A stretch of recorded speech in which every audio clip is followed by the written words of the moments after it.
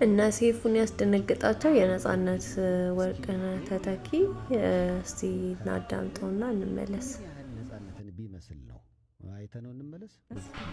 እንግዲህ እንደምትመለከቱት ሰውየው ማለት ነው ቁርጥ ነጻነትን ነው የእውነት ነው ምላችሁና እንዲህ አይነት መመሳሰልም አለ እንዴ ጋይስ? እና በጣም ነው የሚገርመው። የምር እዩት ማለት በቃ በአካል እኔ መጀመሪያ ሳየው በጣም ነው የደነገጥኩትና እስቲ እዩት በደንብ የምር የሚተካው ይመስላችሁ? ለእጩነት የቀረቡትን በጣም ጎበዝ ናቸው።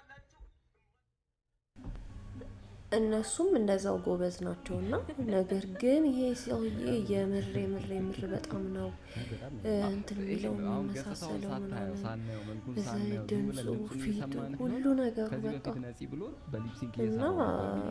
እና በጣም ነው የሚመስለው። ምን ታስባላችሁ ጋይስ? እነሱ የታጩት በጣም ጎበዝ ናቸው።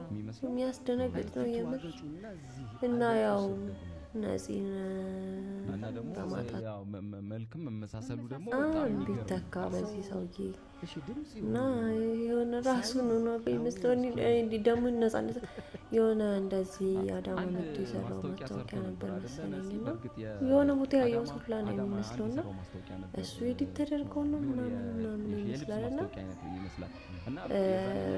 ብቻ ነፂን ቢተካ ሙሉ ይገባልና እንደዚህ ስትመለከተው ቁመቱ ምኑ የመመሳሰል ነገር አለው። የሴንስ ኦፍ ሂውመሩ ራሱ ይሄ ቀልዱ ራሱ ትመጣላችሁ ተዋኛላችሁ ምናምን ባለው ነገር እኮ የእሱም ራሱ ነጻነት ራሱ እዚህ ጋር ቢቆም ሊል የሚችለው ይሄንን ነው። በቃ በጣም ይገርማል። አሁን ያሲን ትልቅ ፈተና ውስጥ የገባ ይመስለኛል። ያሲን ሆነ እንዴ ውድድር ላይ ማለት ገና ያው ሌላ ተወዳዳሪ አዝመራውም አለ እነ ንጹህ እንግዲህ ተጨማሪ አራተኛ ተወዳዳሪ መጥቶባቸዋል።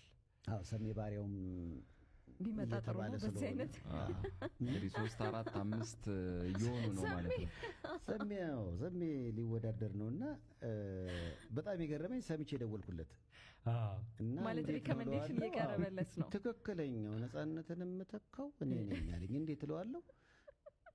በከለር ሂድ አለኝ። ገና ዘፌስ ጥቁር መለው እኔ ነኝ ከሁሉም ጥቁር ክራይቴሪያው ስለዚህ ያልፋል።